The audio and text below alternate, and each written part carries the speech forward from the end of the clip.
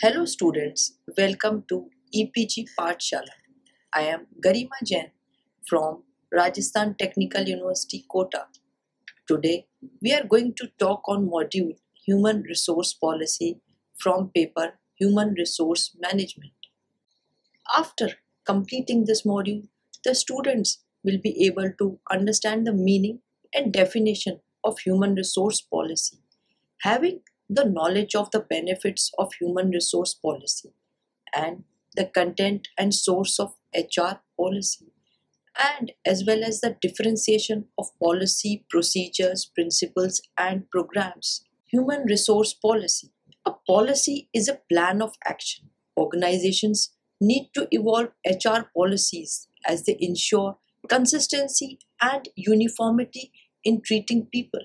Policies became benchmarks to compare and evaluate performance.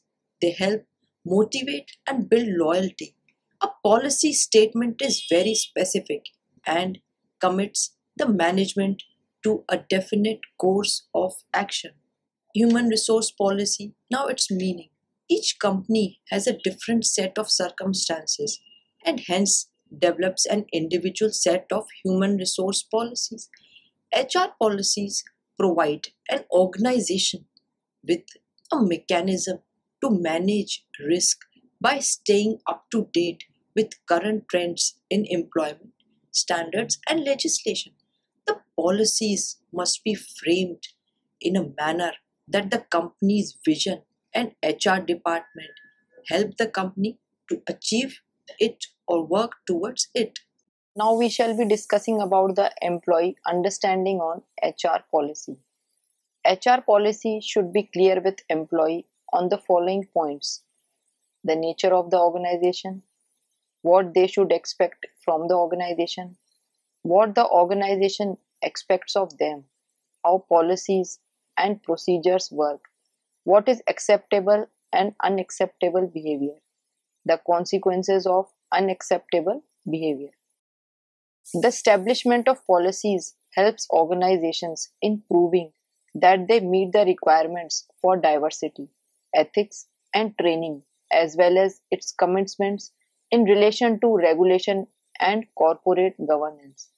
For example, in order to dismiss an employee in accordance with employment law regulations, it will be necessary to meet provisions within employment contracts and collective bargaining agreements. The establishment of an HR policy which sets out obligations, standards of behavior, and document disciplinary procedures is now the standard approach in meeting these obligations. HR policies are also helpful in supporting and building the organization culture. For example, recruitment and retention policies outline the way the organization values a flexible workforce. Compensation policies might support this by offering a 42/52 pay option, where employees can take an extra 4 weeks holidays per year and receive less pay across the year. Factors for developing HR policies. The HR policies are developed by making decisions and taking actions on the day-to-day problems of the organization. The process on developing HR policies involved the assessment of the following factors. Firstly, identifying the purpose and objectives which the organization wish to attain regarding to its human resource department. Next, analysis of all the factors under which the organization's HR policy will be operating, examining the possible alternatives in each area which the HR policy statement is necessary. Then, implementation of the policy through the development of a procedure to support the policy. Next is communication of the policy and procedures adapted to the entire organization. After this is auditing the policy so as to reveal the necessary areas requiring change. After this, continuous revaluation and revision of policy is must to meet the current needs of the organization. Benefits of policy. HR policies, they have following benefits. First, while formulating the policies, the management should give a deep thought to the basic needs of both the organization and the employees. The management must give full consideration to the prevailing practices in other organizations. Established policies ensure equal treatment of all the employees throughout the organization. Favoritism and discrimination are minimized. Policies, they promote stability. Though the top management people change, retire, and resign, even then the people maintain stability in application of policy. The policies, they serve as a standard of performance. Actual performance can be compared to the policies to determine how well the members of the organization are performing. Sound and good policies, they help build the motivation and loyalty of employees. This is especially true where the policies reflect the principles of a fair play and justice, and where they help people grow within the organization. Sound policies help in clarifying interpersonal, intrapersonal, and intergroup conflicts. For example, policies and practices at LG Electronics India. LG as a brand and market leader in India, it attracts customers and employees in large numbers. LG, it has the ability to hire the best in the industry. Once these candidates are hired, they undergo an extensive induction program for a duration of 14 days, in which each and every aspect of the organization is made familiar to the candidates. A thorough integration with HR and business processes takes place, and the formulation of a KPI is done within 3 days of taking the candidates on board. Customer department or vendor department interaction also takes place.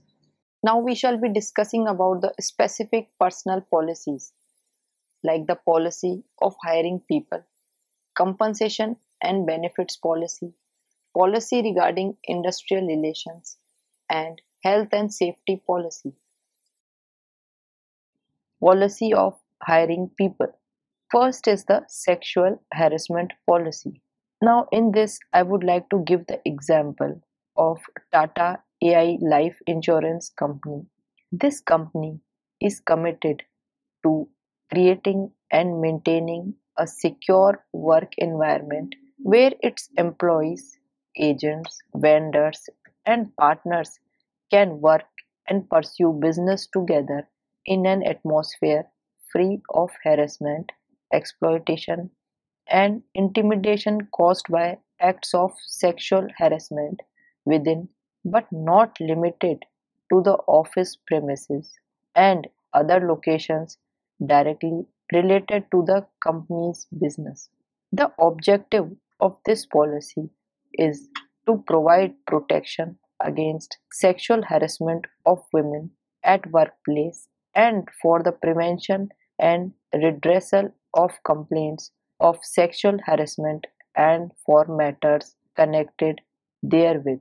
All the concerned should take cognizance of the fact that Tata AI Life strongly opposes sexual harassment and that such behavior against women is prohibited by the law as set down in the Sexual Harassment of Women at Workplace, that is Prevention, Prohibition and Redressal Act 2013, and rules framed thereunder being the Sexual Harassment of Women at Workplace, as well as the terms of employment. Commission of any act of sexual harassment as defined in the Act and in this policy shall result in strict areas in disciplinary action. In the policy of hiring people, there is probation policy, equal employment opportunity policy, recruitment policy, employment category, and policy regarding training and development. The compensation and benefits policy. In this comes the working time policy, vacation policy, holiday policy, paternity leave policy, maternity leave policy, loan policy, sick leave policy, overtime policy, and leave policy. Then, compensation can be linked to business structure and employment, recruitment, retention, motivation, performance, feedback, and satisfaction, and are typically among the first things potential employees consider when looking for employment. For employees, compensation is the equivalent not to how they are paid but ultimately to how they are valued. Compensation packages can be considered as total reward systems containing non-monetary direct and indirect elements. Firstly, the non-monetary compensation. Any benefit an employee receives from an employer or job that does not involve tangible value. Next is direct compensation. An employee's base wage, which can be an annual salary or hourly wage, and any performance based pay that an employee receives. Thirdly, it is the indirect compensation, far more varied, including everything from legally required public protection programs such as Social Security to health insurance, retirement programs, paid leave, child care, or moving expenses. By combining many of these compensation alternatives, progressive managers can create compensation packages that are as individual as the employees who receive them. Your firm may benefit from tenure bonuses for long-time employees, equipment repair incentives to encourage good equipment maintenance, or bonuses for arriving at work on time. Now comes the direct compensation alternatives. It may include base pay, cash wage paid to the employee. Then is the incentive pay. It is a bonus paid when specified performance objectives are made. Then comes the stock options. It is the right to buy a piece of the business which may be given to an employee to reward excellent service. Then is the bonuses, a gift given occasionally to reward exceptional performance. Certain indirect compensation elements are required by law, such as social security, unemployment, and disability payments. Other indirect elements are up to the employer and can offer excellent ways to provide benefits to the employees and the employer as well. For example, a working mother may take a lower paying job with flexible hours that allow her to be home when her children get home from school. Now we shall be discussing that what is the policy regarding industrial relation, the communication policy, problem resolution policy, personal appearance policy, conflicts of interest policy, collective bargaining policy, trade union policy, and the grievance policy. Health and safety policy. Various issues related to health and safety come under this policy, like smoking policy, visitors policy, corporate security policy, alcohol and drugs policy. Responsibility for policy making.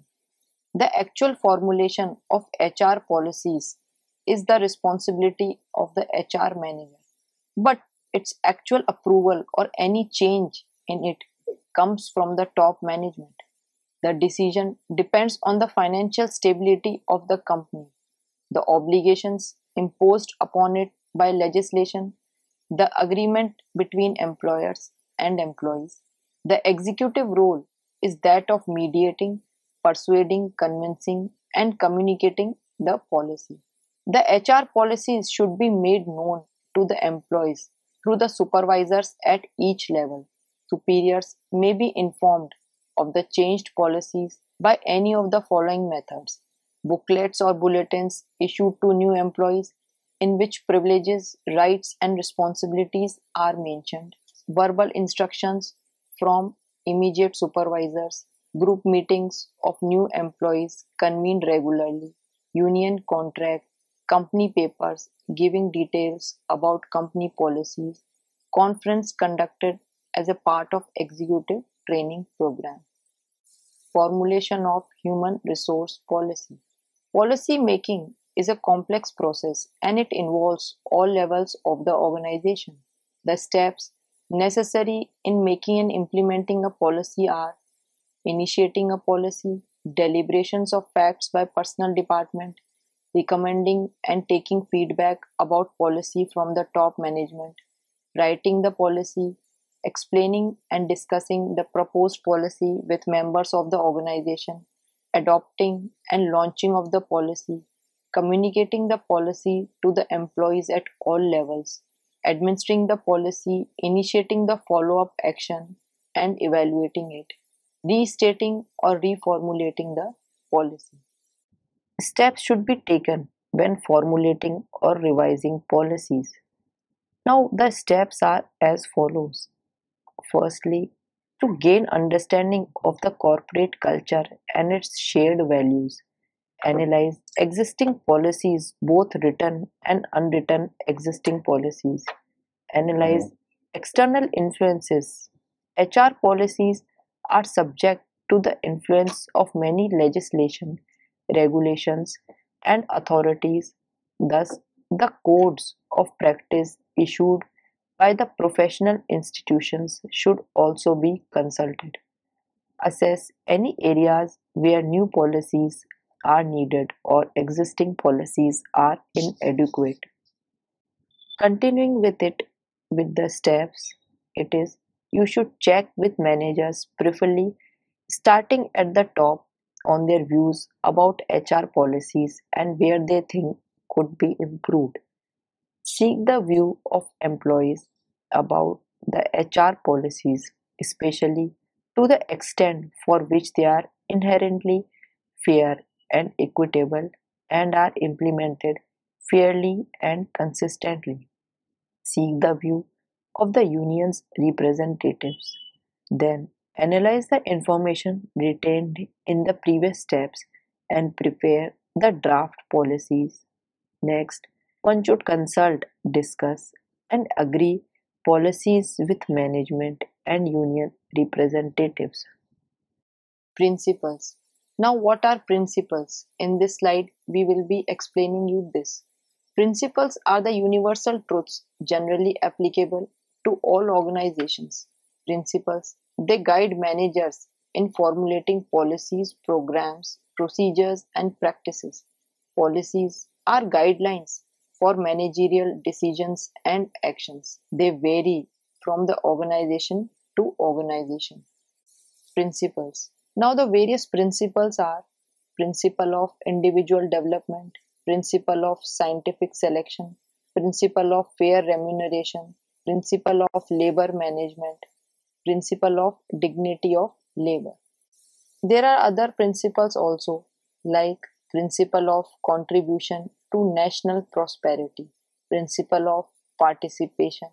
Then there is principle of communication as well as principle of team spirit, and there is principle of incentive. After discussing the principles, we shall be telling you what are the procedures and actually what are the differences between policy and procedures. Procedures tell us the methods, movements, rules and regulations of carrying out these policies and implementing them. It tells us where an action is to take place and at what stage, while a policy indicates what and why. Procedures indicate how a policy is to be carried out. Now, what are procedures? They are set up by top management and followed or carried out by low-level managers. They help in controlling the staff as they assign obligations on them for the performance of various tasks. They are reviewed from time to time so that the areas of slackness and the requisite changes can be done. Programs. After discussing policies, procedures, we shall be telling you as to what programs are. While the procedures tell us how the work is to be done, programs tell what work is to be done. It is a plan of action controlling employees at all levels. It is the end product of philosophy, values, concepts, principles, policies, and procedures. Practices and procedures can together be combined in a program. Now, the various kinds of programs like the human resource forecasting and planning, training and development of employees, management development programs, the wage and salary administration, the employee benefits and services, the employment and related facts, the communication, and the labor relations. So, students, let us now summarize what we have learnt in this module. Policies, they are guidelines that provide an organization with a mechanism to manage risk by staying up to date with current trends in employment standards and legislation. They vary from organization to organization. Sound policies, they help in clarifying interpersonal, intrapersonal, and intergroup conflicts. The actual formulation of HR policies is the responsibility of the HR manager, but its actual approval or any change in it comes from the top management. For the accomplishment of policies, there are principles, programs, procedures, and practices. Principles, they guide the managers in formulating policies, programs, procedures, and practices. Procedures, they tell us how the work is to be done. And the programs, they are stable plan of action that continues over a longer period of time. Some of the programs, as you have seen in the main module, they were like human resource forecasting and planning, training and development of employees, management development programs, wage and salary administration, employee benefits and services, employment and related facts. Then we had seen about communication. It was also one of the program. Then comes the labor relations. Then we had studied in our chapter or in this module of policies that there were certain principles also, like the principle of contribution to national prosperity, then the principle of participation, and the principle of communication. Then we had done under it certain policies like the compensation and benefits policy. Compensation, it can be linked to business structure and employee recruitment, retention, motivation, and performance, feedback, and satisfaction, and are typically among the first things potential employees consider when looking for employment. For employees, compensation is the equivalent not to how they are paid but ultimately to how they are valued. Compensation packages can be considered as total rewards systems containing non monetary, direct, and indirect elements. Thank you.